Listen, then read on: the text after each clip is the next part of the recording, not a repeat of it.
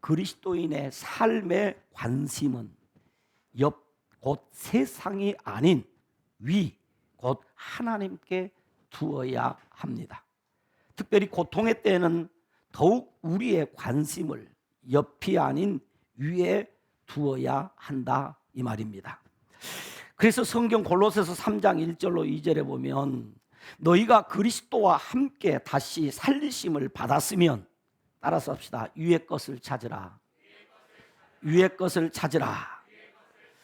거기는 그리스도께서 하나님 우편에 앉아 계시느니라 라고 한 후 위의 것을 생각하고 땅의 것을 생각하지 말라라고 했습니다. 위의 것을 생각하고 땅의 것을 생각하지 말라 그랬어요. 시편 121편 1절로 2절에 보면 내가 산을 향하여 눈을 들리라. 나의 도움이 어디서 올까? 나의 도움은 천지를 지으신 여호와에게서로다. 어디서 도움이 온다고요? 여호와 하나님께로부터 도움이 온단 말이에요. 그러므로 내가 산을 향하여 눈을 든다는 이야기는 나를 도와주시는 하나님에게로 나의 시선을 고정한다는 이야기입니다. 베드로전서 4장 14절에도 이렇게 이야기합니다. 너희가 그리스도의 이름으로 치욕을 당하면 복이 있는 자로다. 영광의 영 곧 하나님의 영이 너희 위에 계심이라. 어디 계신다고요? 위에 계신다 그 말입니다. 빌립보서 3장 14절은 표대를 향하여 그리스도 예수 안에서 하나님이 위에서 부르신 부름의 상을 위하여 달려가노라. 어디서 부른다고요? 위에서 부르신 부름의 상을 위하여서 우리는 달려간다 그 말입니다. 스데반 집사님은 핍박자들의 돌에 맞아 순교하기 직전에 성령 충만하여 하늘을 우러러 주목하여 하나님의 영광과 예수님께서 하나님의 우편에 서신 것을 보고 그가 큰 소리로 외칩니다. 보라, 하늘이 열리고 인자가 하나님 우편에 서신 것을 내가 지금 보고 있노라. 마지막 순교의 현장에서 그가 눈을 들어서 하늘을 보는데 하늘 위에 누가 계신다? 하나님이 계시고 그 우편에 우리 예수님이 계신 것을 내가 지금 보고 있다 그 말입니다. 그래서 그는 자기가 보고 있는 그 하나님을 향하여, 예수님을 향하여 기도합니다. 주 예수여, 내 영혼을 받으시옵소서. 주여, 이 죄를 그들에게 돌리지 마옵소서 라고 기도한 후에 순교를 하게 됩니다. 그러므로 환난의 때, 고통의 때에 성도의 관심을 옆이 아닌 위에 두어야 한다 이 말입니다. 그래서 오늘 저는 설교 제목을 관심을 옆이 아닌 위에 두라라고 정해보았습니다. 위에, 옆이 아닌 위에 우리의 관심을 두라. 할렐루야. 자, 그렇다면 이제 베드로 전서를 마무리하면서 베드로 전서 내용을 조금 정리하고 오늘 본문 말씀을 함께 살펴보기를 원합니다.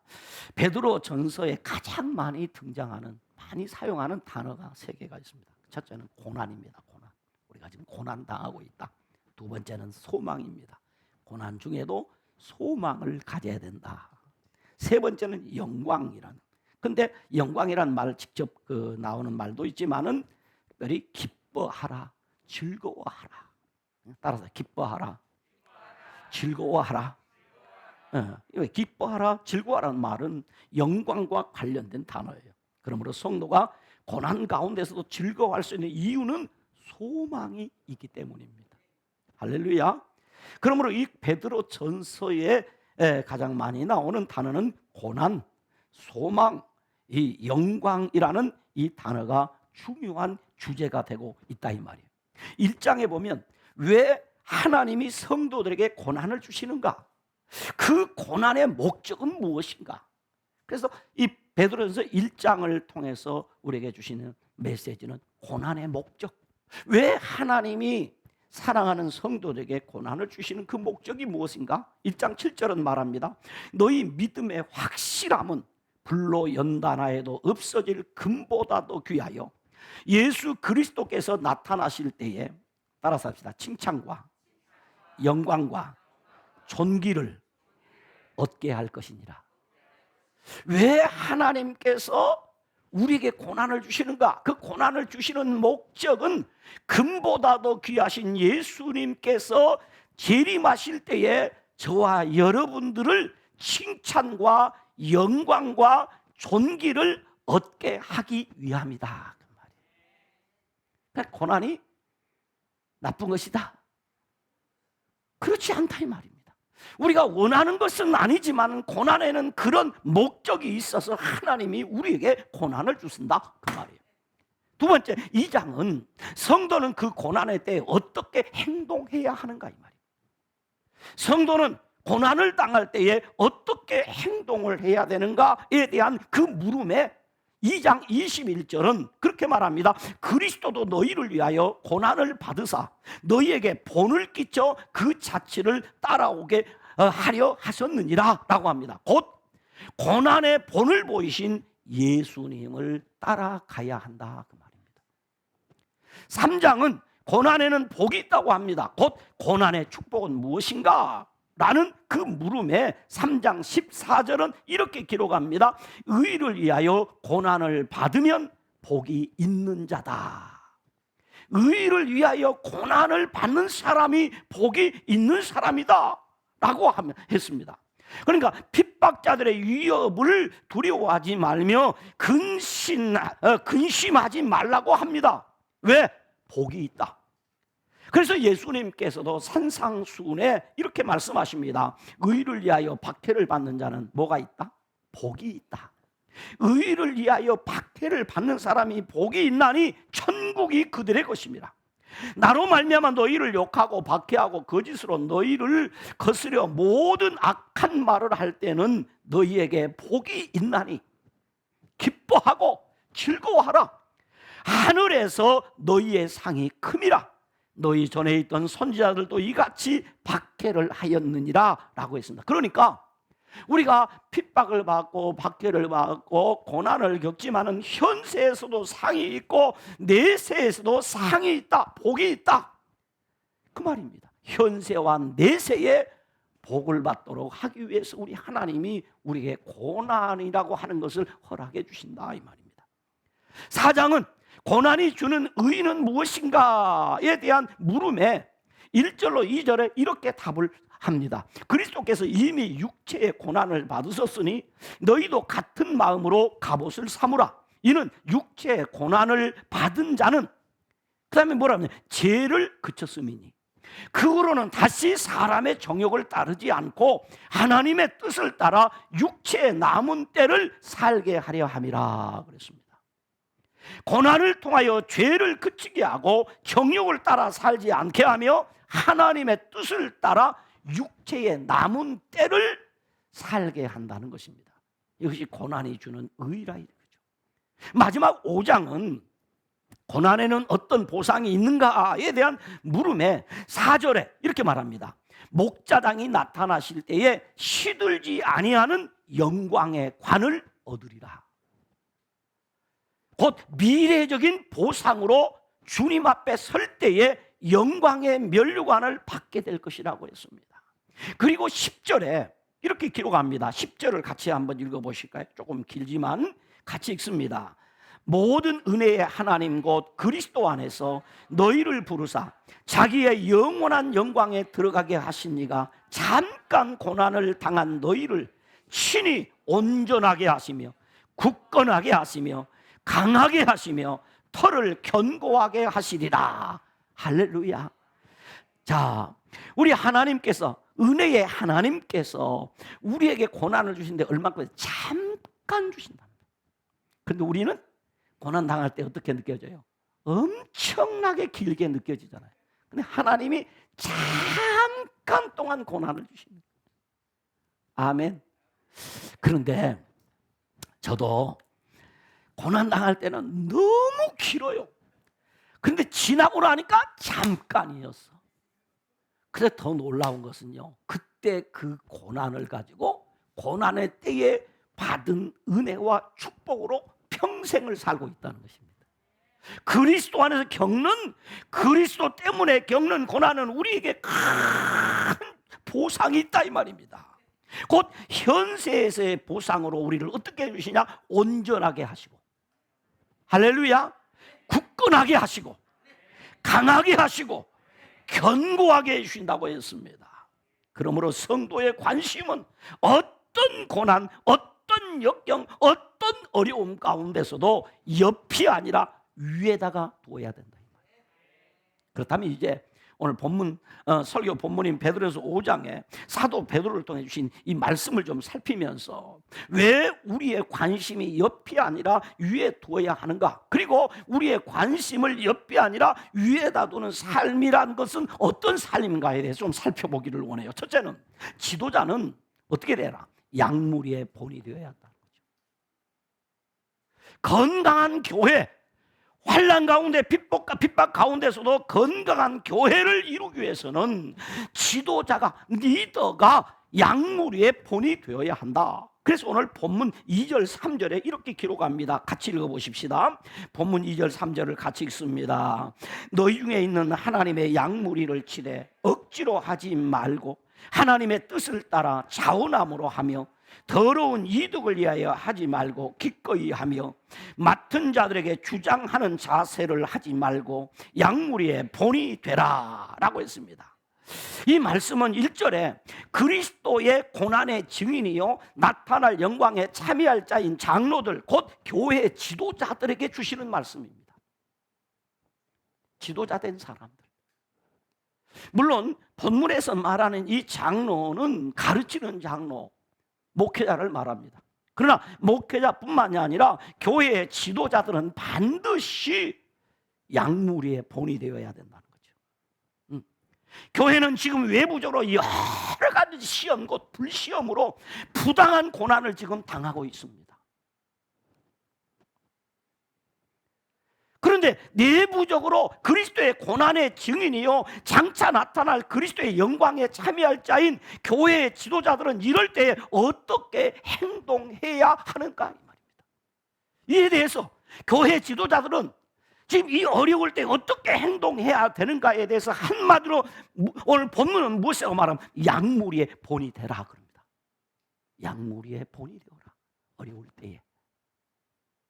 때에, 위기 때에 지도자들은 양무리의 본이 되라. 이 본이 된다라는 말을 좀 뜻을 제가 살펴보니까 이렇게 풀이를 해놨어요. 이 본이 된다 하는 말은 보스가 되지 말라 그 말이에요.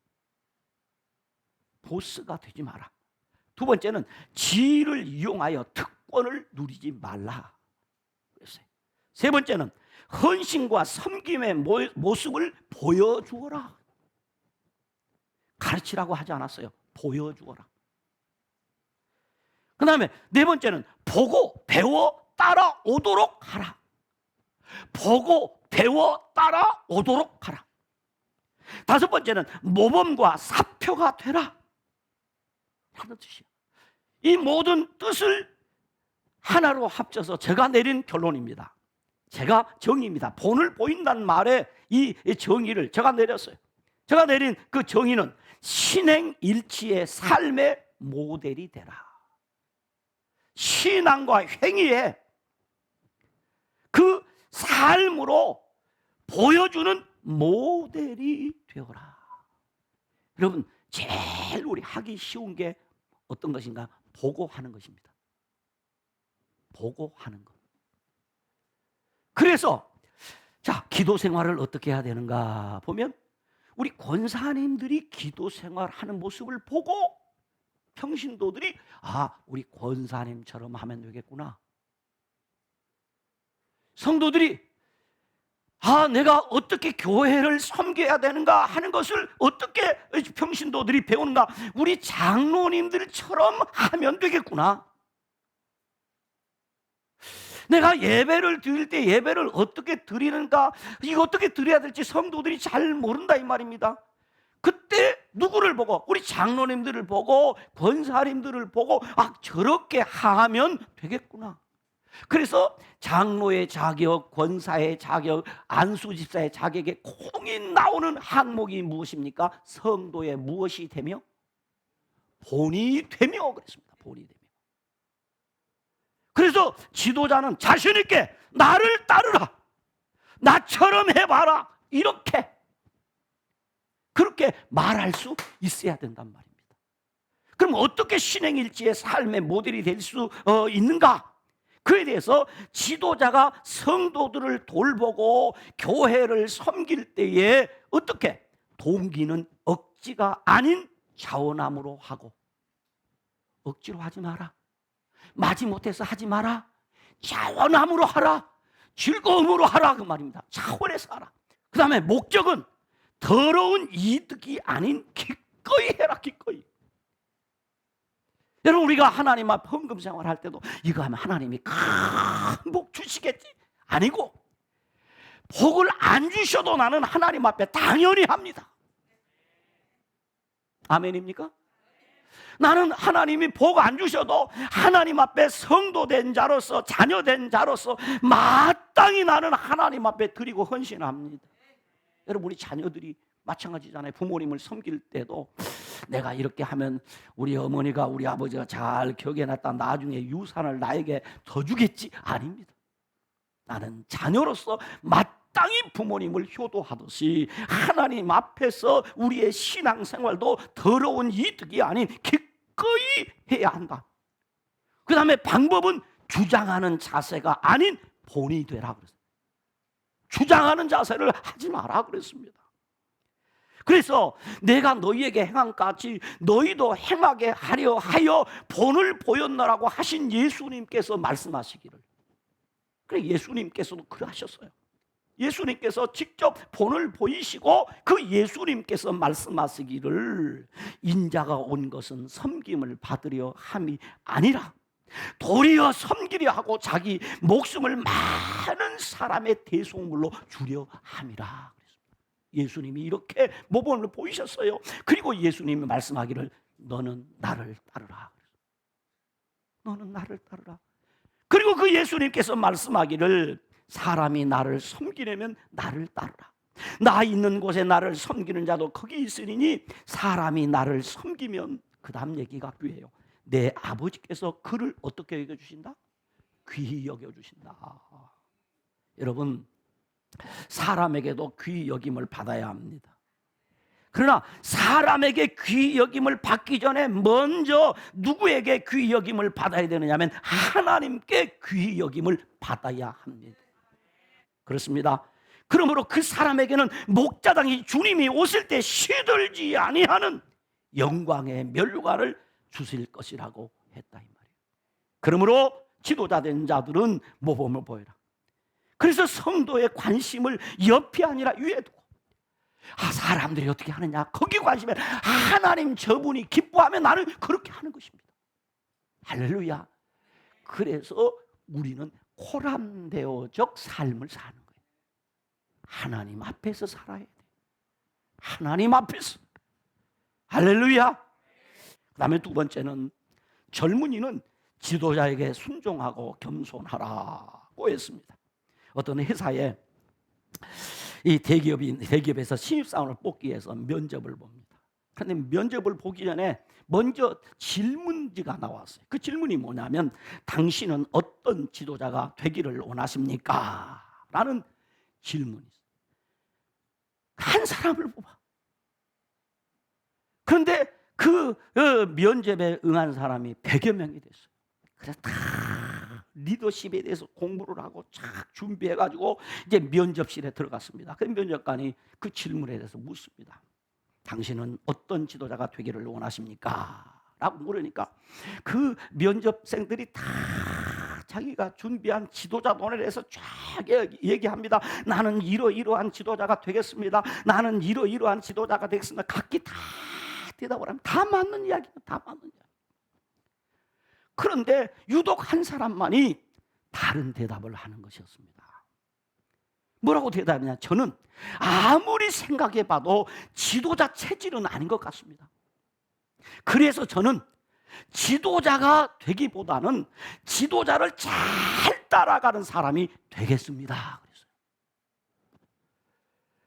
그러고 나와서 이제 면접 본 사람들께 다 얘기하는데 자기만 생뚱맞은 대답을 한 거예요. 그러니까 사람들이 저 사람 떨어졌다고 하고 핀잔을 줍니다. 그런데 얼마 후 뜻밖에도 이 청년에게 합격 통지서가 온 거예요. 도대체 어떻게 된 일인가 궁금했어요. 나중에 한 사실인데 이 면접관들이 모든 이들이 다 훌륭한 지도자가 되겠다고 말할 때에 홀로 지도자를 따르겠다고 한 말이 이 면접관들에게 감동을 시킨 거예요. 면접관들. 이야, 이런 친구가 있네. 아니, 다 훌륭한 지도자가 되겠다고 하는데 이 사람은 나는 지도자 될 자격이 없습니다. 내게는 지도자적 DNA가 없습니다. 그러니까 난 지도자를 잘 따라가는 그런 사람이 되겠습니다. 이게 면접관들을 감동시켰어요. 그래서 이 회사에서 의논을 합니다. 우리 회사가 지도자들이 너무 많아지면 회사가 돌아가지 않을 것 같으니 지도자를 잘 따르는 사람을 뽑아야 하지 않겠습니까? 그래서 지도자를 잘 따라가는 사람을 뽑았다는 거예요. 그래서 그 사람이 합격을 했답니다. 그리스도인은 지도자가 되기 전에 먼저 예수님을 따르는 훈련을 해야 돼요. 예수님도 제자들에게 먼저 말합니다. 나를 따르라 그랬어요. 그리고 사도 바울은 말합니다. 내가 그리스도를 본받는 자가 된 것 같이, 내가 그리스도를 본받는 자가 된 것 같이 너희는 나를 본받는 자가 되라. 그래서 지도자는 본을 보여야 되고, 이 젊은이들은 성도들을 말한 성도들은 지도자에게 뭐 해라? 순종하고 겸손하라 그랬어요. 오늘 본문 5절이 그 얘기합니다. 본문 5절을 같이 읽어봅니다. 읽습니다. 젊은 자들아, 이와 같이 장로들에게 순종하고 다 서로 겸손으로 허리를 동이라. 하나님은 교만한 자를 대적하시되 겸손한 자에게는 은혜를 주시느니라. 아멘입니까? 여기 젊은 자들은 양무리를 말합니다. 이 양무리는 장로에게 신앙 지도를 받는 성도들을 의미합니다. 그리고 이와 같이란 말은 지도자가 양무리의 본이 되었듯이 라는 뜻으로 순종하라고 그랬어요. 순종하라. 다시 말하면 지도자를 존중하고 존중하는 자세로 배우고 따르라는 것입니다. 지도자가 본을 보인 대로 따라가라. 어떻게 따라가라? 순종함으로 따라가라. 그런데 이 순종은 의무적 순종이 아니라 자원적으로 순종하라는 거예요. 자원적으로. 이것은 창조의 본연의 질서이며 축복의 질서입니다. 그러므로 영적 지도자의 리더십에 순종함으로 영적 질서가 바로 서는 건강한 공동체가 될 수 있다는 것입니다. 그래서 성경은 말합니다. 잘 다스리는 장로들은 배나 존경할 자로 알되 말씀과 가르침에 수고하는 이들에게는 더욱 그리할 것이니라. 그리고 오늘 계속 성경은 말합니다. 너희를 인도하는 자들에게 순종하고 복종하라고. 그들로 하여금, 히브리서 기자는 말합니다. 그들로 하여금 즐거움으로 이것을 하게 하고 근심으로 하게 하지 말라. 그렇지 아니하면 너희에게 뭐가 없다? 유익이 없다. 유익이 없어. 지금 교회가 전투 중입니다. 어렵습니다. 그럴 때 오늘 사도 베드로가 하는 이야기 올시다. 젊은 자들아, 이 말은 성도들아, 장로들에게 순복하고 겸손하라. 서로 겸손 허리를 동이라. 하나님의 능하신 손 아래에서 겸손하라 하고 합니다. 왜냐하면 하나님은 어떻게 한다? 교만한 자를 어떻게 하신다? 대적하신다. 그러므로 겸손하라 그런 거죠. 대적한다 이 말. 겸손한 자들에게는 하나님은 어떻게 하시냐? 은혜를 주시고, 겸손한 자에게는 하나님이 때가 되면 하나님이 높여주신다. 할렐루야. 유명한 기독교 이 작가인 C.S. 루이스는 그런 얘기를 했어요. 교만한 자는 항상 밑을 보고 있다. 교만한 자는 항상 뭘 본다고요? 밑을 본다는 거예요. 그러면서 말하기를, 밑을 내려다 보느라 바빠서 이 교만한 자는 자기 위에 계신 분을 제대로 쳐다보지 못한다. 교만한 사람은 위에 계신 하나님을 못 봐. 왜? 밑에 보느라고 바빠서. 밑에 보는 거 바빠서. 사람들이 뭐라 할까? 사람들이 뭐라 할까? 여기에 관심이 있어요. 여러분, 사람이 먼저가 아니라 하나님이 나를 보시고 무엇이라고 말할까? 이걸 먼저 생각해야 된다는 이야기죠. 그러나 하나님의 은혜를 바라보고 하나님의 능하신 손을 바라보는 사람은 겸손한 사람. 하나님 앞에서 최고의 겸손은 무엇인가? 하나님 앞에서 최고의 겸손, 그것은 염려를 하나님께 맡기는 것입니다. 어려워요? 쉬워요? 너무 쉽잖아요. 최고의 겸손은, 하나님 앞에서 최고의 겸손은 나의 모든 염려를 하나님 앞에 맡기는 것입니다. 그래서 오늘 본문 7절에 이렇게 말했어요. 같이 봅시다. 본문 7절. 너희 염려를 다 주께 맡기라. 이는 그가 너희를 돌보심이라. 겸손한 사람은 지도자의 가르침에 순종할 뿐만이 아니라 항상 그 중심이 하나님 앞에 있어서 하나님의 전능하신 손을 붙잡고 하나님의 손에 모든 것을 맡기며 하나님 중심의 삶을 삽니다. 아멘. 그러므로 하나님께서 겸손한 자에게 은혜를 베풀어 주시고 겸손한 자를 높여 주시며 겸손한 자를 돌보아 주십니다. 왜냐하면 겸손한 사람은 관심을 옆이 아니라 위에 두고 살아가기 때문에 그래요. 그러므로 성도는 관심을 옆이 아니라 위에 두어야 합니다. 마지막 세 번째는, 교회 공동체는 믿음을 굳건하게 하여 마귀를 대적하라. 믿음을 굳건하게 하여 마귀를 대적하라. 어느 날 어떤 성도가 목사님을 찾아왔어요. 그리고 목사님께 말합니다. 목사님, 저는 마귀의 존재를 믿을 수가 없습니다. 그리 말하는 거예요. 그러자 목사님께서 그 이유가 무엇입니까? 라고 묻자 그 성도가 하는 말이, 목사님, 저는 마귀를 한 번도 만나본 일이 없기 때문에 마귀를 믿을 수 없습니다. 그러자 목사님께서 말하기를, 당신이 지금까지 마귀를 만나보지 못한 이유는 간단합니다. 당신이 마귀와 같은 방향으로 걸어가고 있기 때문에 그 방향에서 돌아서는 순간 당신은 마귀를 만날 것입니다. 마귀랑 함께 가는데 마귀가 마귀질 하겠어요? 안 하지. 그러나 마귀의 길과 전혀 다른 길을 가게 되면 그때부터 마귀가 역사한다는 거죠. 그렇습니다. 무릇 그리스도 예수 안에서 경건하게 살고자 하는 자는 박해를 받습니다. 여러분, 믿음으로 살려고 하면 고난이 있어요. 믿음으로 살려고 하면 어려움이 있어요. 믿음으로 살려고 하면 포기해야 될 것이 있어요. 믿음으로 살려고 하면 양보해야 될 것이 있어요. 성령 충만한 그리스도인의 삶을 살려고 하면 여러분, 사단의 공격이 있다는 것을 알아야 돼요. 그럼 오늘 본문 8절로 9절은 이렇게 말을 합니다. 본문 8절로 9절 말씀을 같이 읽어봅니다. 읽습니다.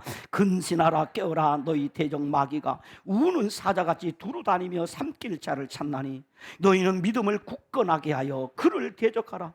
이는 세상에 있는 너희 형제들도 동일한 고난을 당하는 줄을 알미라. 그랬어요.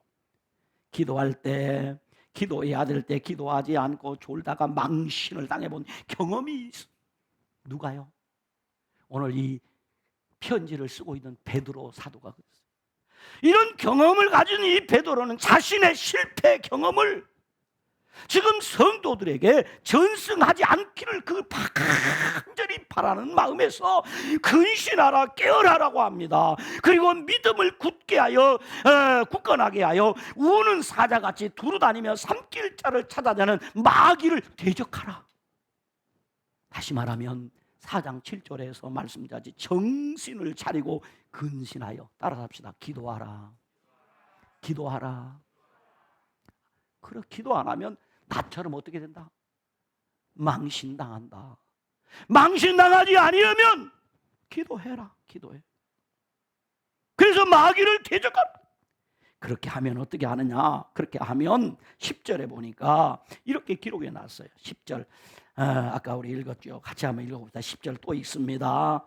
자, 모든 은혜의 하나님 곧 그리스도 안에서 너희를 부르사 자기의 영원한 영광에 들어가게 하시니가 잠깐 고난을 당한 너희를 친히 온전하게 하시며 굳건하게 하시며 강하게 하시며 털을 견고하게 하시리라 그랬어요.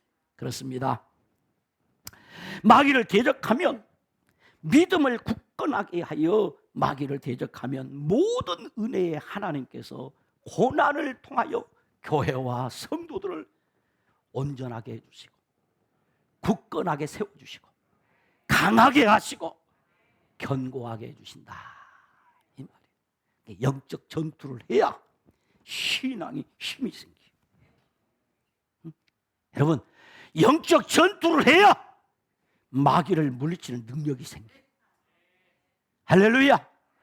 왜? 내 힘, 내 능력이 아니라 우리 하나님께서 우리를 온전하게 해주신다. 온전하게 해준다 말은 그물을 깁는다 그런 말이에요. 온전하게 한다 그 말은 그물을 깁는다. 다시 말하면 찢어진 그물을 다시 깁는다.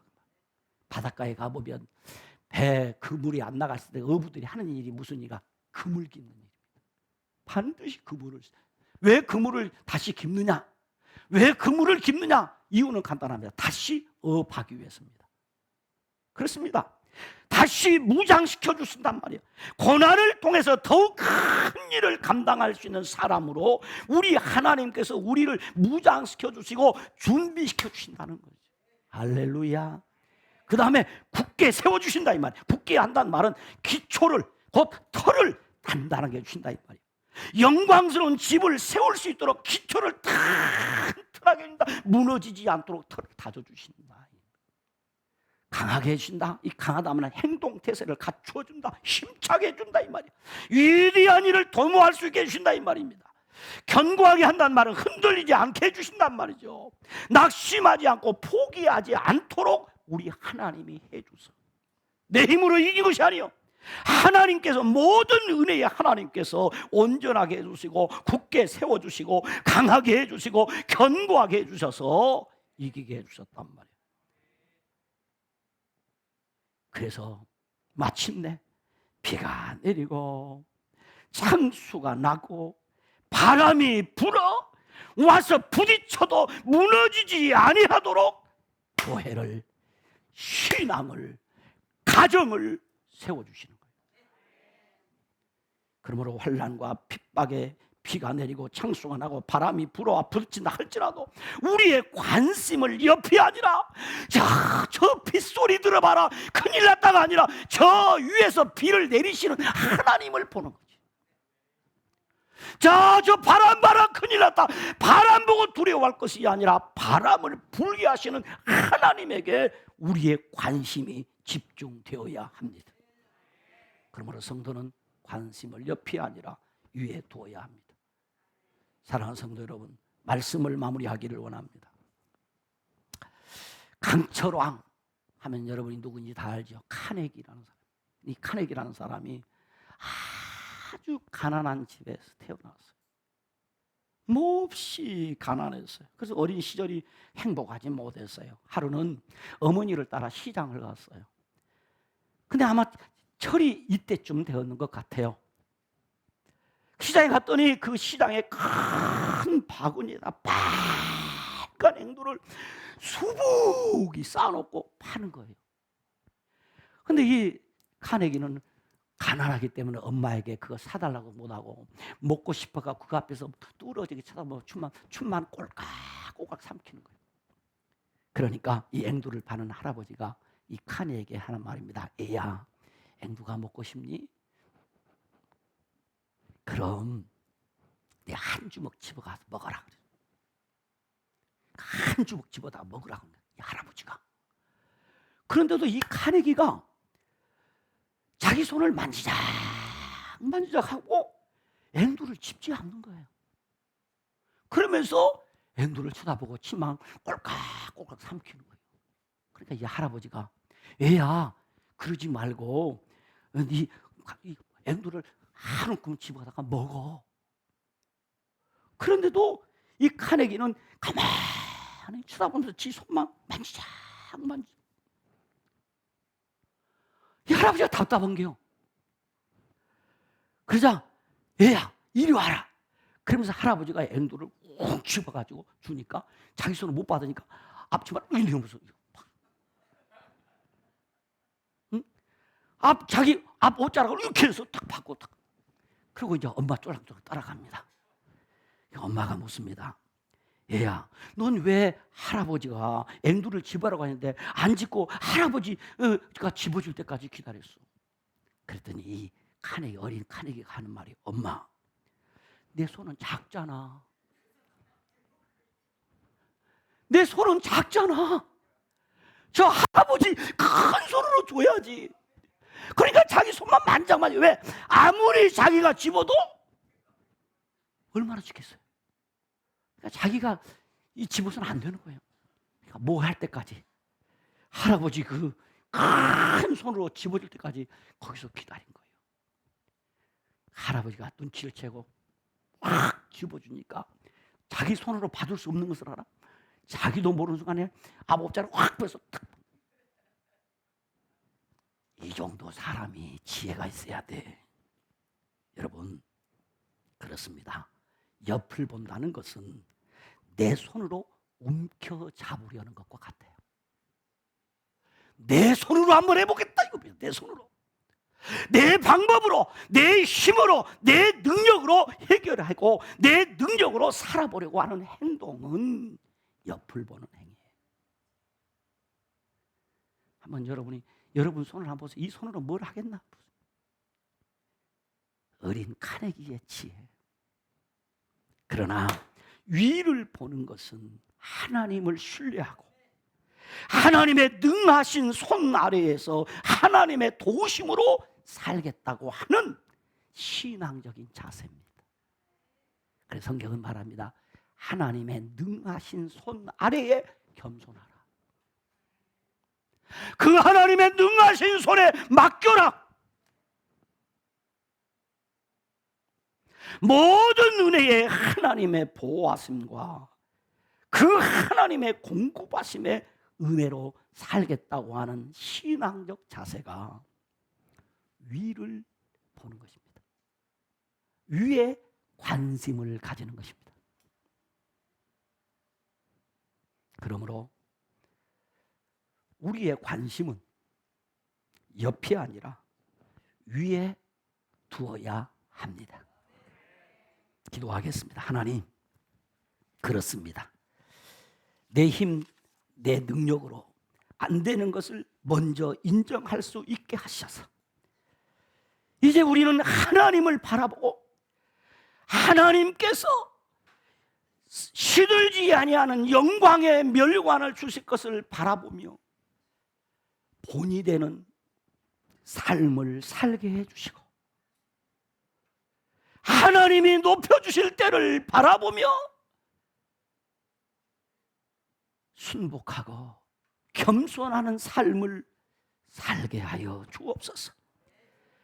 하나님이 능하신 손으로 도와주실 것을 믿고 원수 사탄 마귀를 대적하는 삶을 살게 하여 주옵소서. 아무리 사단의 세력이 강하다 할지라도 결국 사단과 짝하지 않게 하시고 사단이를 대적하여 이기고 또 이기는 삶을 살게 하여 주옵소서. 내 손으로 내 방법으로 내 지혜로 사는 자가 아니라 전능하신 하나님의 손에 붙들려 사는 복된 성도들이 다 되게 하여 주시옵소서. 예수님 이름으로 기도드리옵나이다. 아멘.